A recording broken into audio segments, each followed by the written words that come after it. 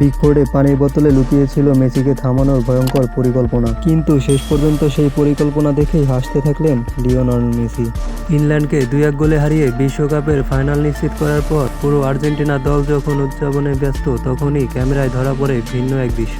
মাঠে পড়ে থাকা ইংল্যান্ডের গোলরক্ষক যখন বিগফোর্ডে, তখন পানির বোতল ঘিরে কৌতূহলী হয়ে ওঠে মেসি ও তার সতীর্থরা। কেন এত আগ্রহ? কারণ বোতলের গায়ে লেখা ছিল প্ল্যান্টি নোট, যেখানে আর্জেন্টিনার প্রতিটি প্ল্যানটি শুট আউটের জন্য ছিল আলাদা আলাদা বিশ্লেষণ ও গোলরক্ষকের করণীয়। সবচেয়ে বেশি নজর কেড়েছে মেসিকে নিয়ে লেখা নির্দেশনা, যেখানে বলা ছিল মেসি শট নিতে এলে বিগফোর্ড আগে বাঁ দিকে অবস্থান নেবেন, তারপর ডান দিকে ড্রাইভ দেবেন। অর্থাৎ আর্জেন্টাইন অধিনায়কের প্ল্যানটি ঠেকাতে ছিল আগে ভাগেই তৈরি বিশেষ কৌশল।